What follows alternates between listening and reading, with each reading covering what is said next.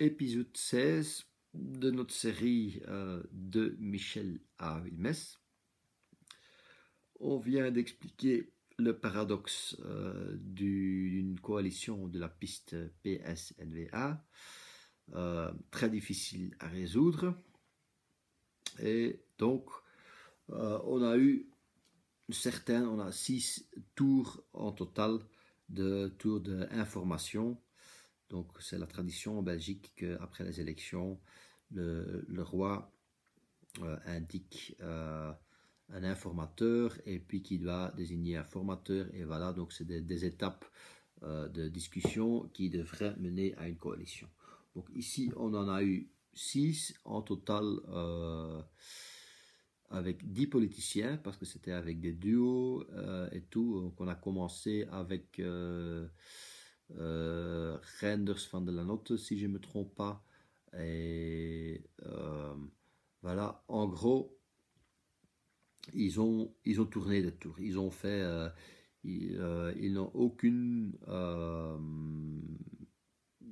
ça a mené à aucune contribution de rapprocher le PS et NVA. Donc, ils ont un peu joué du théâtre, tourné autour du pot et tout ça. Et bon, c'était du prendre. Puis, la pandémie du Covid se développe au niveau mondial, dans tous les pays mondiaux, surtout en Europe, vers mi-mars.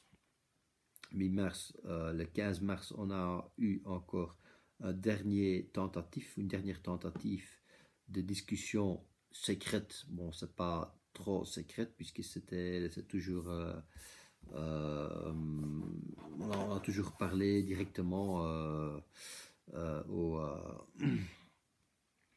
les journaux, mais n'importe, Paul Magnette et Bart de Wever se sont vus de nouveau le week-end du 15 mars ou le mercredi ou jeudi de 14 et 15 mars, et c'était la dernière tentative.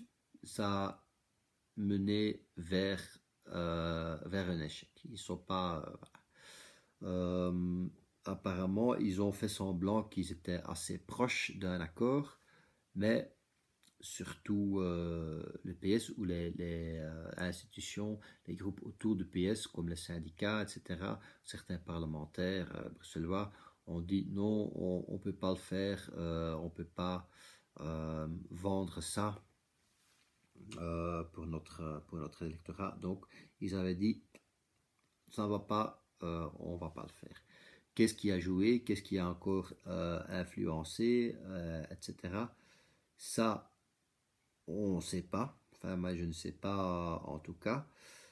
Un élément qui peut clarifier quelque chose, c'est dans les sondages, à peu près au même moment, le NVA descendait encore vers à peu près 20% ou à peine 20% des électeurs flamands. Donc il faut imaginer, ils viennent de 32%, ils tombent vers 25% en 2019 et début 2020, ou vers fin février, début mars 2020, ils sont seulement à 20% dans les sondages.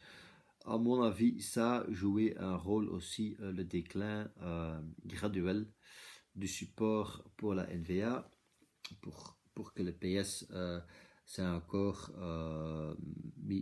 moins flexible et disait voilà, ils vont peut-être disparaître, ils vont peut-être se casser la tête, donc on va pas le faire.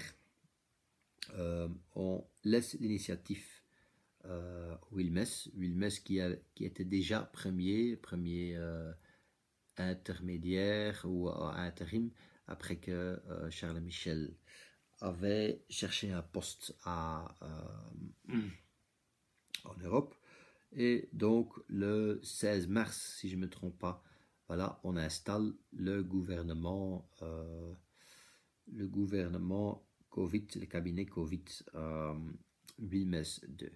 Quelles sont les caractéristiques de ce gouvernement? Bon, voilà, on va voir ça dans une prochaine vidéo.